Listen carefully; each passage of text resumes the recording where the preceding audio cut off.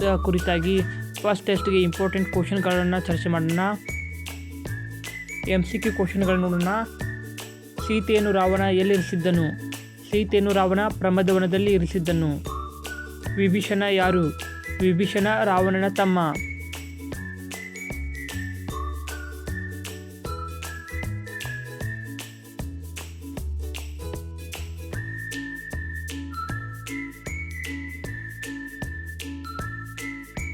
ಮೂರನೇ ಪ್ರಶ್ನೆ, ಬಸವಣ್ಣನವರ ವಚನಗಳ ಅಂಕಿತನಾಮವೇನು? ಬಸವಣ್ಣನವರ ವಚನಗಳ ಅಂಕಿತನಾಮ ಕೂಡಲ ಸಂಗಮ ದೇವ. ಕೊನೆಗೆ ಬಸಲಿಂಗ ಯಾವುದರಿಂದ ಮುಕ್ತನಾಗಿದ್ದನು? ಕೊನೆಗೆ ಬಸಲಿಂಗ ಸುಳ್ಳುಗಳಿಂದ ಮುಕ್ತನಾಗಿದ್ದನು. ಹೊಂದಿಸಿ ಬರೆಯಿರಿ ನೋಡೋಣ. ಆರನೇ ಪ್ರಶ್ನೆ, ಉರಿಲಿಂಗ ಪೆದ್ದಿ ವಚನಗಳು. ಬಸಲಿಂಗನ ಹೆಂಡತಿ ಸಿದ್ಲಿಂಗಿ. ಮುಟ್ಟಿಸಿಕೊಂಡವನು ಪಿ. ಲಂಕೇಶ್. ಕೆಂಪು ಪಟ್ಟಿಗೆ ಸೇರಿದ ಪ್ರಾಣಿ ಸಿಂಹ ಬಾಳದ ಕೋತಿ.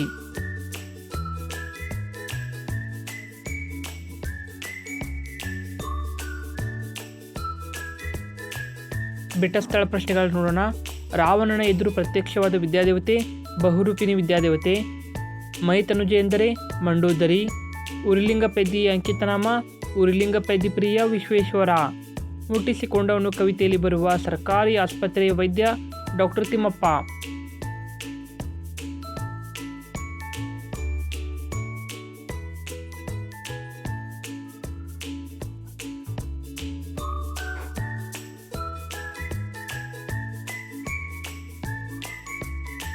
ಎರಡು ಅಂಕದ ಪ್ರಶ್ನೆಗಳನ್ನು ನೋಡೋಣ. ರಾವಣನು ಸೊಕ್ಕಿನಿಂದ ಸೀತೆಯನ್ನು ಉದ್ದೇಶಿಸಿ ಆಡಿದ ಮಾತುಗಳಾವುವು? 15ನೇ ಪ್ರಶ್ನೆ, ಗುರುವಿನ ಲಕ್ಷಣಗಳೇನು? ಪ್ರಶ್ನೆ ಸಂಖ್ಯೆ 16, ಬ್ರಿಟಿಷರು ಬರುವ ಮೊದಲು ವಾಲ್ಪರೈ ಹೇಗಿತ್ತು?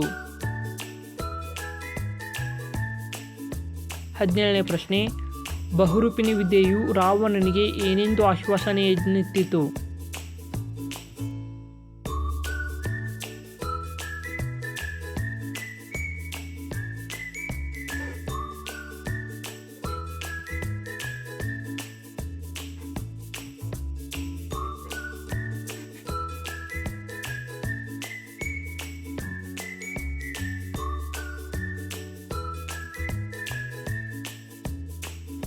3 ಅಂಕದ ಸಂದರ್ಭಗಳನ್ನು ನೋಡೋಣ.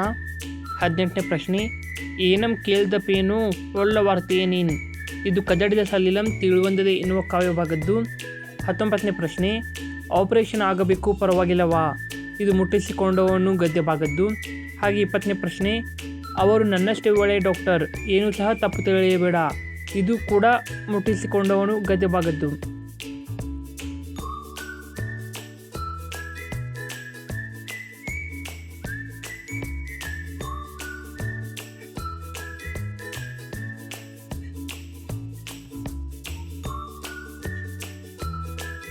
ನಾಲ್ಕು ಅಂಕದ ಪ್ರಶ್ನೆಗಳನ್ನು ನೋಡೋಣ. 4 ಅಂಕದ ಪ್ರಶ್ನೆಗಳು. 21ನೇದು, ಪ್ರಮದವನದಲ್ಲಿ ರಾವಣ ಮತ್ತು ಸೀತೆಯರ ನಡುವೆ ನಡೆದ ಸಂಭಾಷಣೆಯನ್ನು ವಿವರಿಸಿ.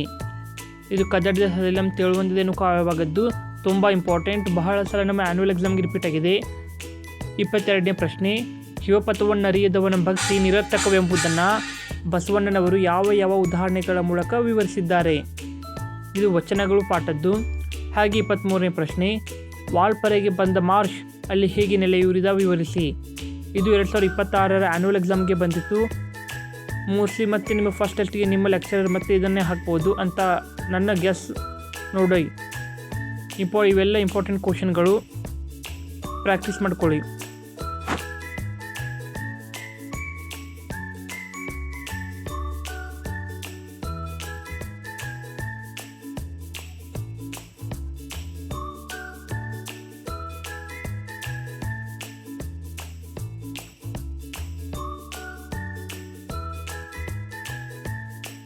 ಭಾಷಾಭ್ಯಾಸ ನೋಡೋಣ. ಅಂದರೆ ನಿಮ್ಮ ವ್ಯಾಕರಣ ಭಾಗ. ಪದಗಳ ಅರ್ಥನ ಬರೆಯಿರಿ. ವಸ್ತ್ರ, ದರ್ಪಣ, ಸಾಟಿ. ಹಾಗೆ ನಾನಾರ್ಥಕಗಳನ್ನ ಬರೆಯಿರಿ. ದೊರೆ, ಬಗೆ, ಹಾಗೆ ಮಡಿ. ತತ್ಸಮ ತದ್ಭವಗಳು ವರ್ಣ, ಕ್ಷಣ, ವೀರ. ಪದಗಳ ಅರ್ಥವನ್ನು ಕೊಡ್ತಾರೆ. ಹಾಗೆ ನಾನಾರ್ಥಕಗಳು, ತತ್ಸಮ ತದ್ಭವಗಳು. ಇವುಗಳಲ್ಲದೆ ಬೇರೆಗಳನ್ನು ಕೊಡ್ಬೋದು. ಅಂತೂ ಭಾಷಾಭ್ಯಾಸ ಅಂತೂ ನಿಮಗೆ ಇದ್ದೇ ಇರುತ್ತೆ. ಹಾಗೆ ಒಂದು ಪ್ರಬಂಧ ಕೊಡಲ್ಲ, ಇದನ್ನು ಕೊಡ್ತಾರೆ ಪತ್ರ. ಒಂದು ಪತ್ರ, 3 ವ್ಯಾಕರಣ ವಿಭಾಗಗಳನ್ನು. ಹಾಗೆ ಪತ್ರ ನೋಡೋಣ. ಈ ವಿಷಯ ಅಲ್ಲದೆ ಬೇರೆ ವಿಷಯ ಸಹ ಕೊಡಬಹುದು. ಒಂದು ವಿಷಯದ ಕುರಿತು ಪತ್ರ ಬರೆಯಿರಿ. ನಿಮ್ಮ ಊರಿನ ರಸ್ತೆ ದುರಸ್ತಿ ಕುರಿತು ಗ್ರಾಮ ಪಂಚಾಯತ್ ಅಧ್ಯಕ್ಷರಿಗೆ ಪತ್ರ ಬರೆಯಿರಿ. ಅಥವಾ ನಿಮ್ಮ ಕಾಲೇಜಿನ ವಿದ್ಯಾರ್ಥಿ ಸಂಘದ ಉದ್ಘಾಟನೆ ಕುರಿತು ಗೆಳತಿಗೆ ಪತ್ರ ಬರೆಯಿರಿ. ನೋಡಿ ಫ್ರೆಂಡ್ಸ್, ಒಂದು ವ್ಯಾವಹಾರಿಕ ಪತ್ರ ಇರುತ್ತೆ, ಒಂದು ವೈಯಕ್ತಿಕ ಪತ್ರ ಇರುತ್ತೆ. ವಿಷಯ ಯಾವುದೇ ಇರಲಿ, ನೀವು ಬರೆಯುವ ಫಾರ್ಮ್ಯಾಟನ್ನು ನೆನಪಿಟ್ಕೊಳ್ಳಿ ಸಾಕು, ಹೆಲ್ಪ್ ಆಗುತ್ತೆ.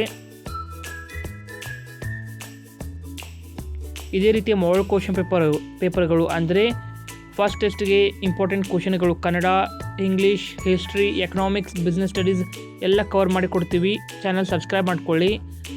ಅದಲ್ಲದೆ ಎಲ್ಲ ವಿಷಯಗಳ ನೋಟ್ಸ್ಗಳು, ಚಾಪ್ಟರ್ ವೈಸ್ ನೋಟ್ಸ್ಗಳನ್ನು ಕೊಡ್ತೀವಿ. ಹಾಗೆ ಬ್ಲೂ ಪ್ರಿಂಟ್ ಮತ್ತು ನಿಮ್ಮ ಕ್ವಶನ್ ಬ್ಯಾಂಕಲ್ಲಿರುವ ಎಲ್ಲ ಕ್ವಶನ್ಗಳನ್ನು ನಿಮ್ಮ ಎಕ್ಸಾಮ್ ಬರೋಕ್ಕಿಂತ 2 ತಿಂಗಳ ಮುಂಚೆನೇ ಕವರ್ ಮಾಡ್ತೀವಿ. ಪ್ಲೀಸ್ ಚಾನಲ್ ಸಬ್ಸ್ಕ್ರೈಬ್ ಮಾಡ್ಕೊಳ್ಳಿ, ಸಪೋರ್ಟ್ ಮಾಡಿ.